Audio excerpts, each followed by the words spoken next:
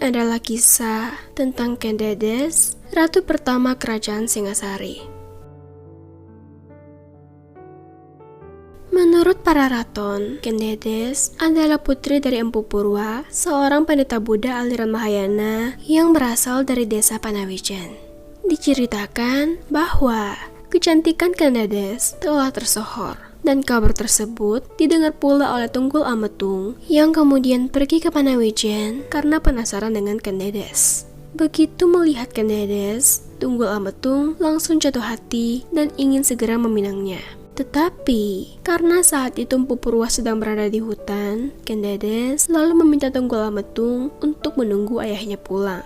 Namun, Tunggul Ametung sudah tidak sabar. Ia kemudian membawa Kendedes pulang ke rumahnya secara paksa untuk dinikahi. Ketika Empu Purwa pulang, ia tidak mendapati putri kesayangannya. Ditunggu dan dicari kemanapun, ia tetap tidak dapat menemukan putri kesayangannya itu. Setiap orang yang ditanya tidak menjawab. Mereka hanya diam saja karena takut dengan sang penguasa. Akibat penculikan itu, Empu Purwa akhirnya mengucap kutukan. Semoga yang membawa lari anakku tidak akan selamat seumur hidupnya.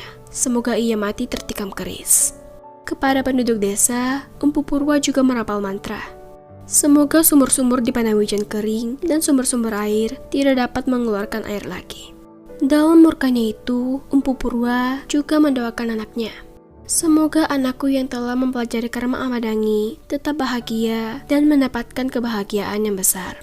Setelah menikahi Kendedes, Tunggul Ametung memiliki seorang pengawal yang bernama Kenarok. Tumapel di bawah pimpinan Tunggul Ametung saat itu belum menjadi kerajaan, melainkan bagian dari wilayah kekuasaan kerajaan Kediri. Sebelum menjadi pengawal Tunggul Ametung, Kenarok dikenal sebagai berandalan. Kenarok bertobat setelah ia bertemu dengan seorang Brahmana India yang bernama Loh Gawe. Loh Gawe memohon agar Kenarok dapat diterima menjadi pengawal Tunggul Ametung, dan Tunggul Ametung pun mengabulkannya. Suatu hari, Tunggul Ametung dan Kendedes pergi tamasya ke hutan Baboji. Ketika turun dari kereta, kain yang dikenakan Kendedes tersingkap hingga auratnya yang bersinar terlihat oleh Kenarok.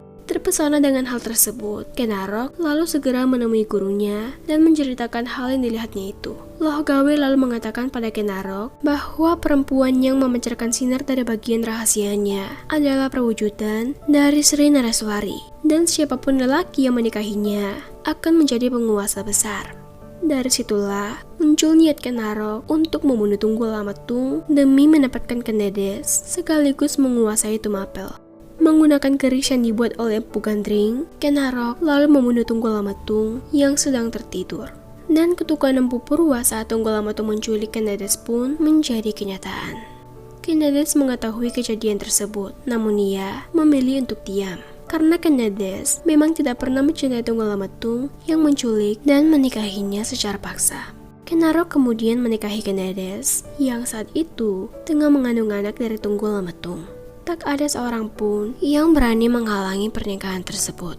Ketika genap bulannya, lahirlah anak Kendedes dari Tunggul Ametung dan dinamai Anusapati. Sedangkan dari pernikahannya dengan Kenarok, Kendedes melahirkan beberapa anak, yaitu Mahisa Wongateleng, Apanja Saprang, Agnibaya, dan Dewi Rumbu.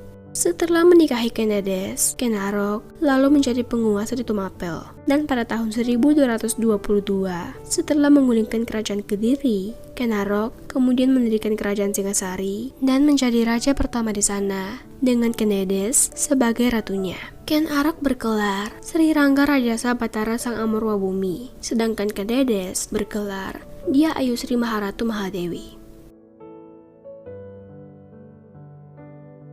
Sekian cerita dari saya kali ini. Jangan lupa di subscribe untuk cerita-cerita seru berikutnya.